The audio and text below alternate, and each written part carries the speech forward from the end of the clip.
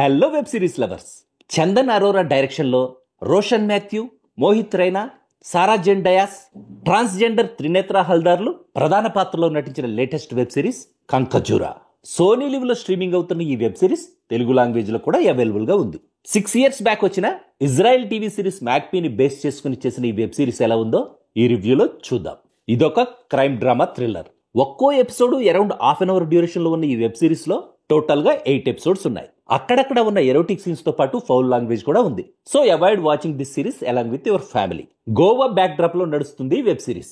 కంకజూరా అంటే కాళ్ల జెర్రీ అని అర్థం. ఇలాంటి డిఫరెంట్ టైటిల్ తో పాటు వండర్ఫుల్ ట్రైలర్ తో ఆడియన్స్ లో ఎక్సైట్మెంట్ ని క్రియేట్ చేసిన ఈ వెబ్ సిరీస్ ఓవరాల్ గా నాకైతే పర్లేదు అనిపించింది. వెబ్ సిరీస్ కాబట్టి కథ మీకు అర్థమయ్యేలా కొంచెం డీటెయిల్ గానే చెప్తాను. నా రివ్యూలో భాగంగా నేను చెప్పే కథ మీకు ఈ వెబ్ సిరీస్ ని చూడాలని ఇంట్రెస్ట్ పోగొడుతుంది అన్న భయం ఉన్నవాళ్ళు రివ్యూని వినడం ఇక్కడతో ఆపేయండి. రిచ్ ఫ్యామిలీకి చెందిన నిషా అనే అమ్మాయిని మ్యారేజ్ చేసుకుని మ్యాక్స్ డెవలపర్స్ అనే ఒక సంస్థకి ఎండీగా లగ్జరీ లైఫ్ ని లీడ్ చేస్తుంటాడు మ్యాక్స్. ఒక మర్డర్ కేసులో జైలు శిక్ష అనుభవించి 14 ఏళ్ల తర్వాత గోవా సెంట్రల్ జైలు నుంచి రిలీజ్ అయిన ఆషు తన బ్రదర్ మ్యాక్స్ తో కలిసి తన బిజినెస్ యాక్టివిటీస్ ని చూసుకోవాలనుకుంటాడు. కానీ అందుకు మ్యాక్స్ యాక్సెప్ట్ చేయకపోవడంతో శాస్త్రీనగర్ లో ఒక చిన్న రూమ్ ని రెంట్కు తీసుకుని అందులో ఉంటాడు. ఆషుకి చిన్నప్పటి నుంచి నత్తి ఉంటుంది. పైగా తనది క్రాకీ మెంటాలిటీ కూడా. ఆషు రెంట్కుండే శాస్త్రీనగర్ లోనే తన కొత్త ప్రాజెక్ట్ లాంచ్ కి ప్లాన్ చేస్తాడు మ్యాక్స్. కానీ శాస్త్రీనగర్ లో ఏం చేయాలన్నా లేడీ డాన్ దేశ్ముఖ్ బాయి తన 2 కొడుకుల పర్మిషన్ తోనే చేయాలి. ఇక అక్కడి నుంచి ఏం జరిగిందనేదే ఈ వెబ్ సిరీస్ స్టోరీ.